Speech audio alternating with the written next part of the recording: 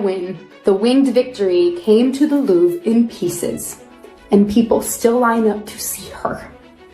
And I can only hope that despite my flaws, and despite my cracks and my breaks, and there are many of them, that at every premiere and everything I do, people will wait in line to see. I never want it to come off as me being ungrateful for the opportunities I have. I can also be having the greatest time and simultaneously wishing people would stop sending me death threats. Rachel Zegler, once hailed as Hollywood's newest darling, recently confronted what can only be described as an actor's worst nightmare.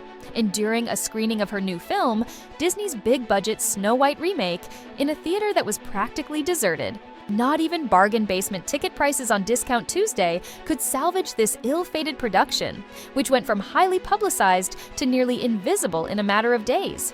At just 23 years old, Zegler found her rising star aura dimming rapidly. As box office reports painted a grim picture, audiences simply chose not to show up.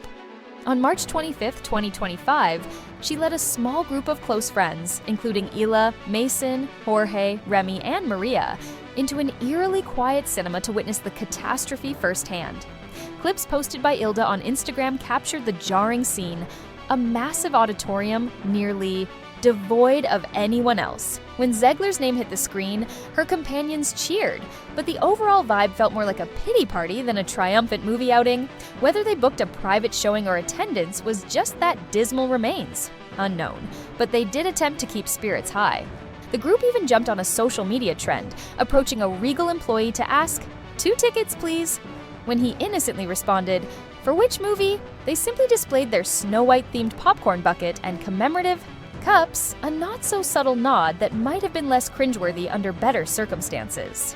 Adding to the odd atmosphere, Zegler clutched a bouquet, likely a supportive gesture from her friends, since ticket sales were certainly not providing any bouquets of praise. Initial projections had pegged Disney's new Snow White as a big deal, yet it limped to $3.5 million in Thursday previews and posted an underwhelming $43 million opening weekend. By comparison, The Little Mermaid remake launched to $95 million, making Snow White look like a massive misfire. Even Dumbo, considered mediocre at best, nearly matched that box office haul with a fraction of the cost. Early buzz placed Snow White's budget north of $250 million before marketing, so this was a potentially monumental flop.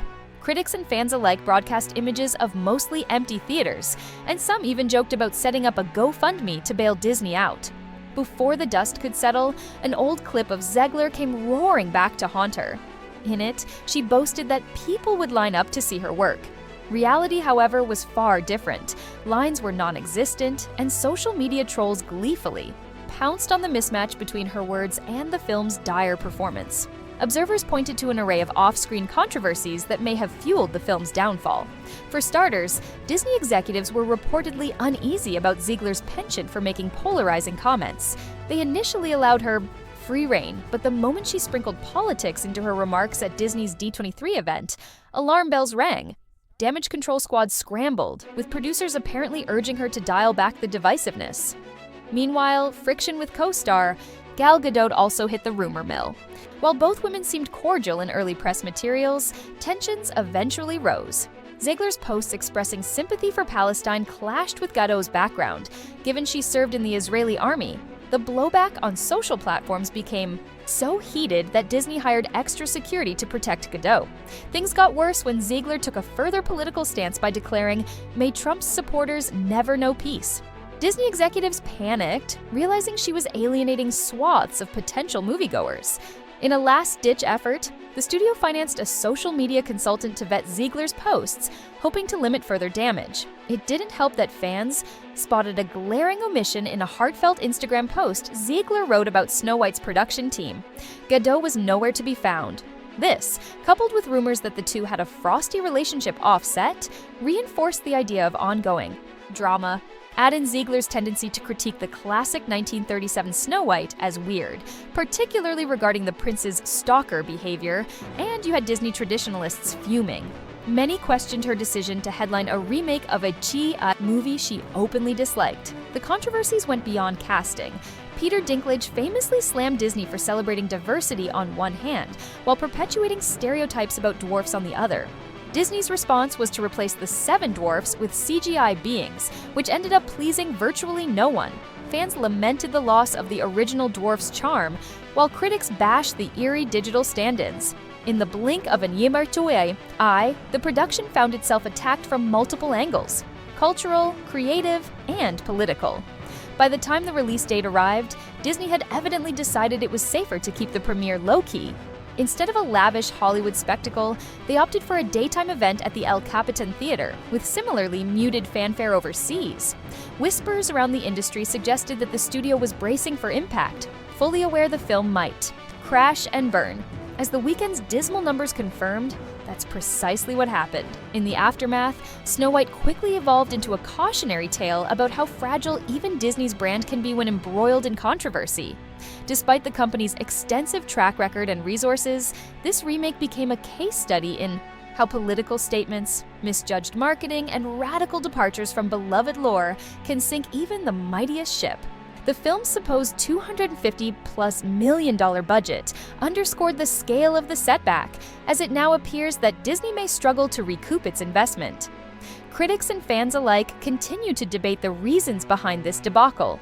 Was it Zegler's off-screen behavior, a story that strayed too far from the original's magic, a marketing approach that alienated core Disney loyalists, or all of the above?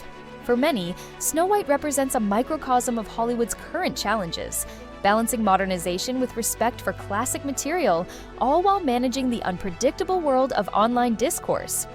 So how did it all crumble so dramatically for a project that seemed on paper like a surefire win? Perhaps Disney underestimated the importance of fan goodwill, especially for a story this iconic. Maybe they gambled on star power to overshadow unappealing creative choices, only to discover that a disenchanted audience can't be swayed by big names alone. Or possibly, it's a stark reminder that no single film is bulletproof, no matter how legendary the source material might be. At the end of the day, Snow White wasn't merely another remake. It became a talking point, a vortex of controversy, and ultimately a box office dud. Zegler, once poised for meteoric success, now finds herself at a critical juncture, forced to reckon with the aftershocks of a project that many expected would cement her status as a top-tier star. Instead, it seems to have opened a Pandora's box of social, political, and creative disputes. What's your verdict on this entire Snow White saga? Did Disney fail to manage the narrative? Did Zegler's political views overshadow the film's promotional campaign? Was the modernization push too over the top? We'd love to hear your thoughts, so drop us a comment below. And if you're craving more of this ongoing drama, from behind-the-scenes tension to the next chapter in Disney's live-action experiments, don't forget to watch our upcoming video for even deeper insights into the aftermath of this audacious reimagining.